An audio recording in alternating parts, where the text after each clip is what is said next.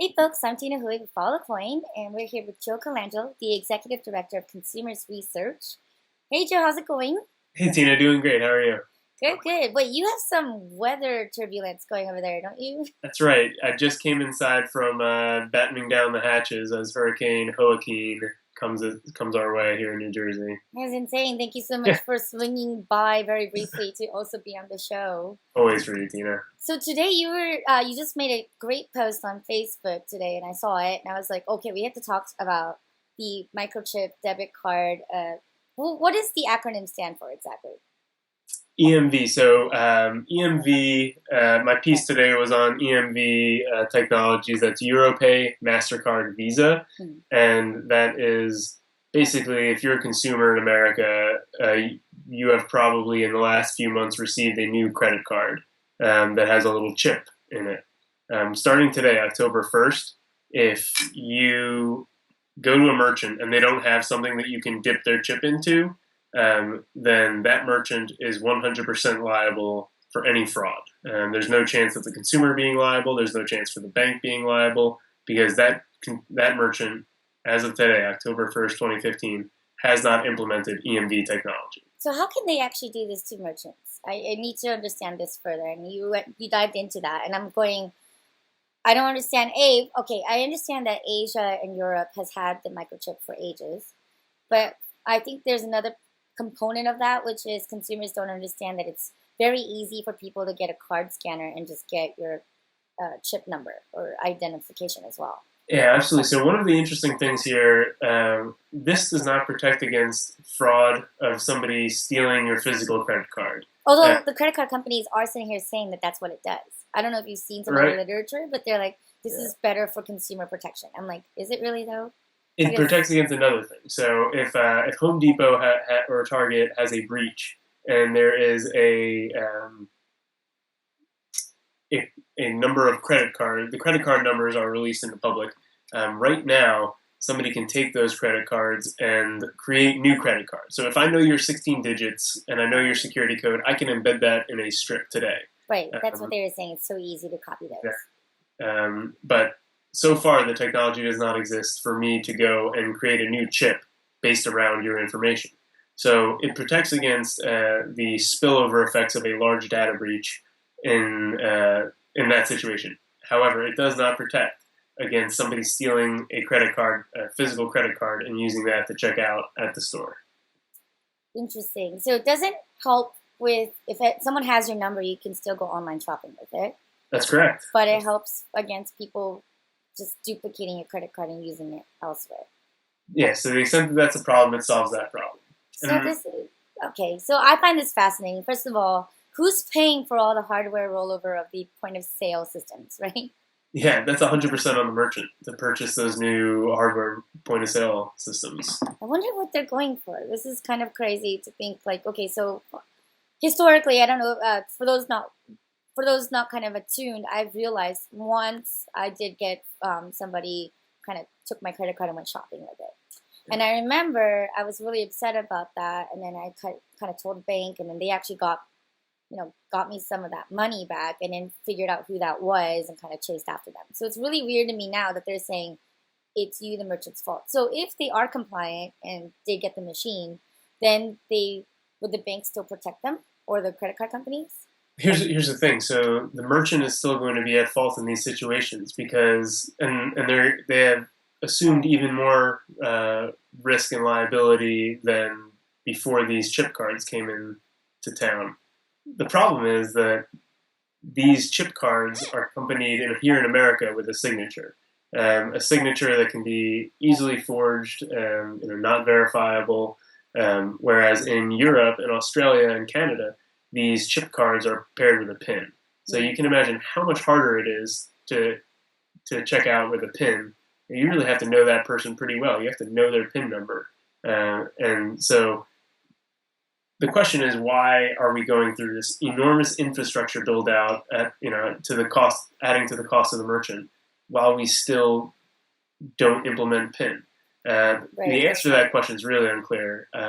Visa and Mastercard, in my mind, have some explaining to do as to why they're implementing this and not implementing which something which, according to their own standards and what they've said in other countries, is a far more secure method of checkout.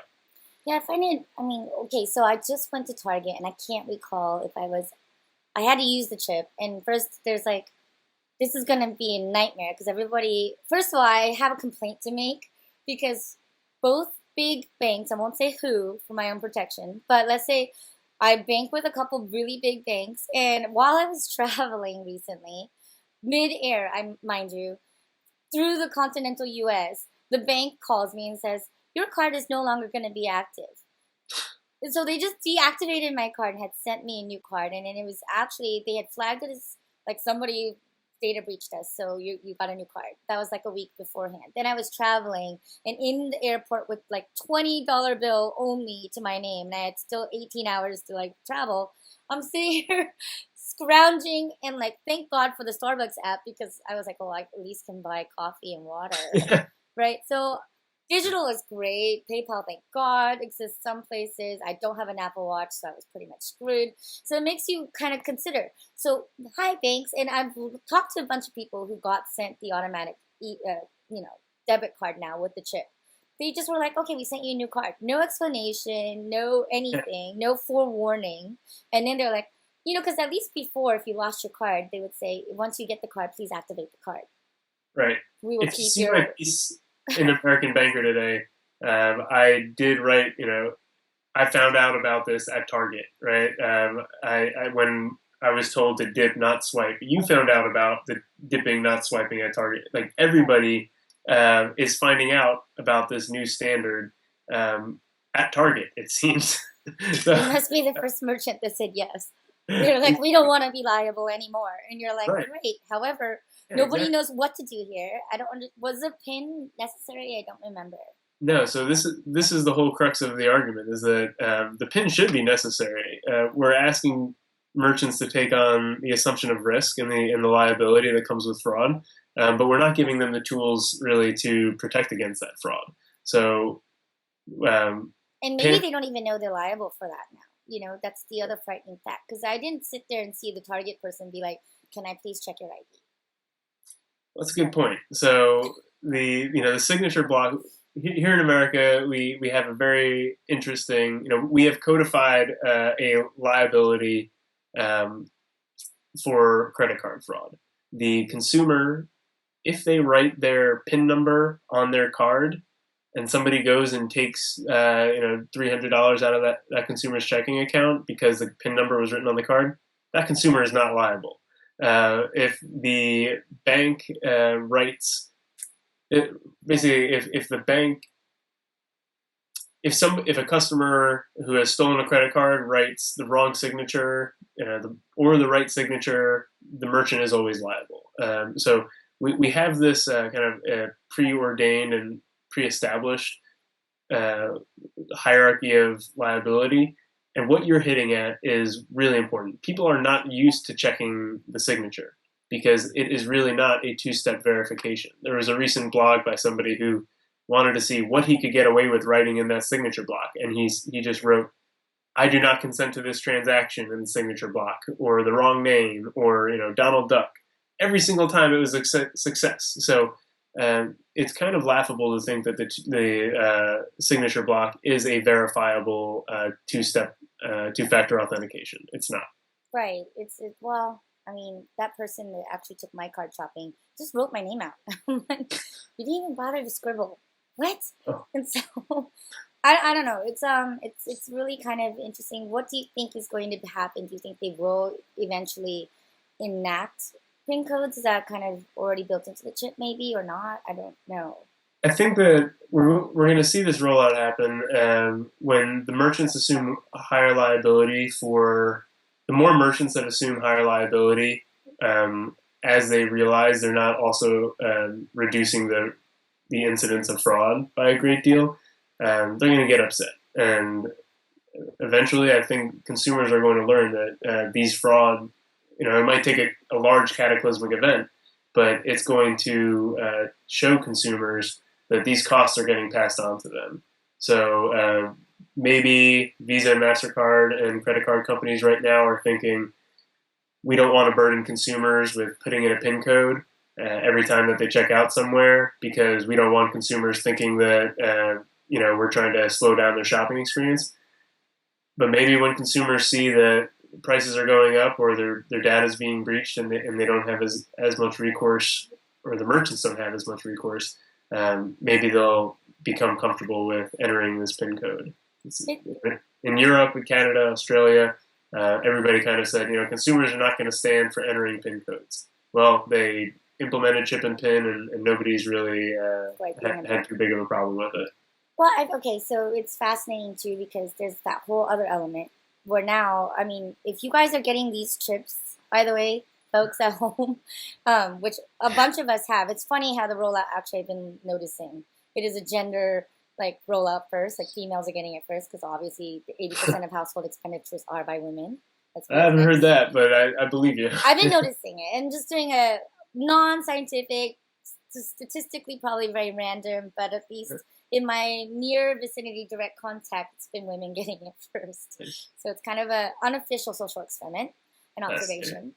But also what's interesting is if you do get it, go out to Tumi, and a lot of these wallet manufacturers are now getting chip, I forget what the official word of it is, so it makes it so that you can't be scanned, the chip, because you can run around with the machine as a hacker and read people's credit cards, right, off the chip.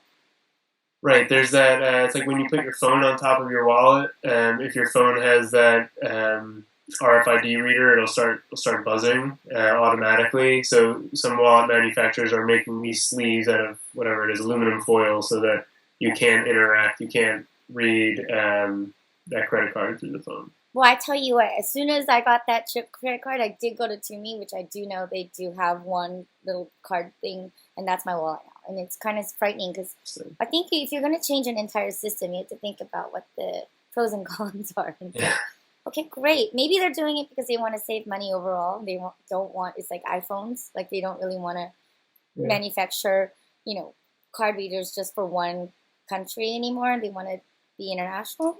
Yeah, whatever the reason is, from an international perspective, for Americans traveling overseas that are going to be kind of stuck without a chip and PIN system, it's a little bit mind-boggling that we're not having the same system that the rest of the developed world is getting. Oh, that's interesting too. So if you go overseas and you're screwed because you don't have your PIN code, then how do we check out? I'm sure there's going to be an exception made. We're Americans. We don't have a PIN. Right? Security free. Hasten the Bitcoin, right? Well, since we're both digital currency kind of proponents, I think this is kind of an interesting discussion point. I don't feel very comfortable either lately with all of the data breaches and hacks going on with especially major U.S. companies, right?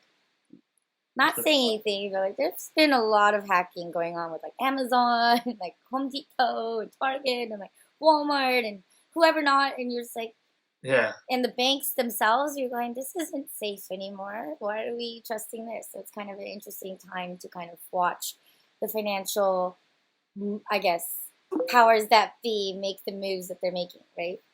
Exactly. And so, again, from a consumer perspective, compared to your old credit card that just had the stripe on it, this is better. This is more secure in general. As you dip, so you kind of secure your credit card. The question is, without a PIN, how long will it take for somebody to replicate the technology of copying a chip the same way they can copy a stripe? Hopefully that's many years off. Criminals are pretty smart these days. So in the event that it's not, there's a good chance that we will be looking at this massive infrastructure upgrade that merchants just went through and asking why we did it for something that was obsolete a few years later. Well, thanks so much for definitely giving us some insights into that, because I was looking at it too and kind of a little bit horrified, but you're closer to Wall Street, so I thought maybe you would have some special insight too. And then thank you for your 2 cents, because I thought it was a strange move as well with all of that merchant liability now. It's going to be interesting what happens. Well, always happy to weigh in more. Thank you so much, Gina. Thank you. Please get home safely, and I hope the storm passes your home. That's right. Right. Thanks, far, Joe. far away. Oh, I know. Please get home safely. Thanks, Thanks, Tina. Joe. Bye, Always. guys. Bye.